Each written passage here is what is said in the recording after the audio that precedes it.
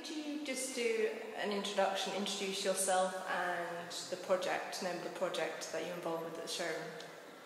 Okay, my name is Ricardo Basbaum. I am an artist that was born in Brazil, and this project here with the showroom is called Reprojecting London. 1, 2, 3, 4, 5, 6, 7, 8, 9.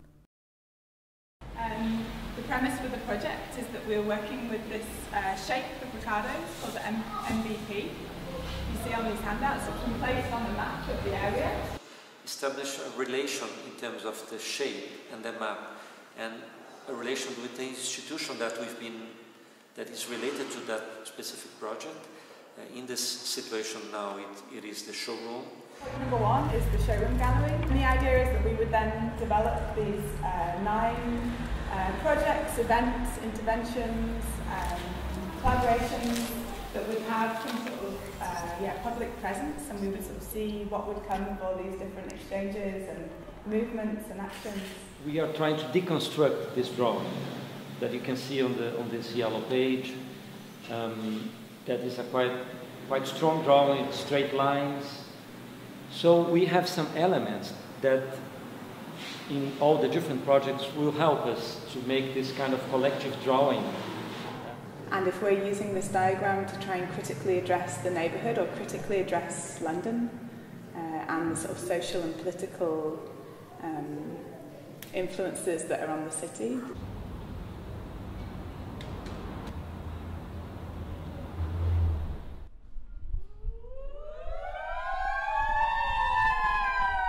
Point 7 is a London-based artist called Paul Ellerman working with Dream Arts, a youth performing arts group.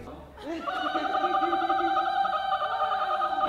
the phaser, isn't it? Yeah. Do it again. We were working with Paul and a soprano singer called Charmian Bedford to look at how we could use the human voice to mimic electronic emergency vehicle sirens. I think the work with Paul Ellerman, walking outside and making all this noise and understanding the noise of the city, I was very much interested in, because also I work with sound sometimes, the sound of words, but with sound. The workshop was really great to do here. Right, okay, so this is the beginning of Chapel Street. I'm going to say a few random things maybe, yeah? Point number 4 of the diagram falls near to Seymour Place.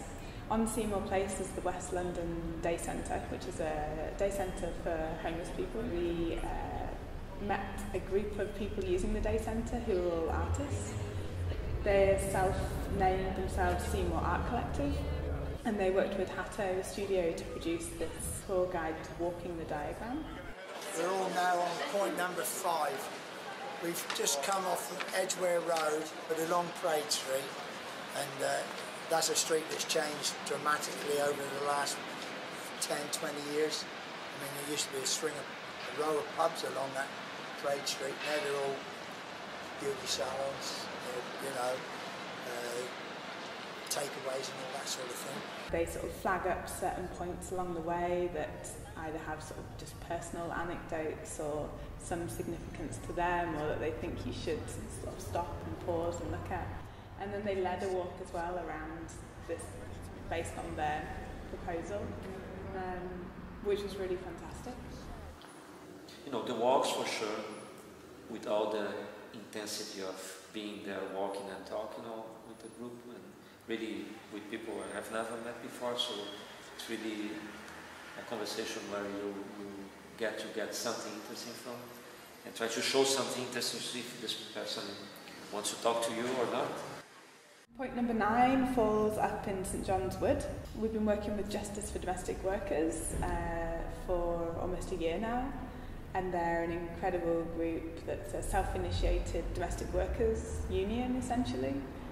Migrant domestic workers, mainly from the Philippines, all working in private houses. Yeah, just through conversation, telling them what we were up to. It turns out that 5 of the women are working around point number 9 in this area of St John's Wood. So they're going to do an event here at the showroom, a sort of writing conversational workshop.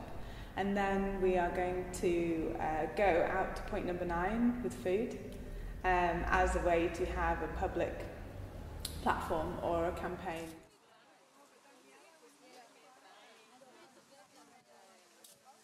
Nine, 8, 7, 6, 5, 4, 3, 2, 1.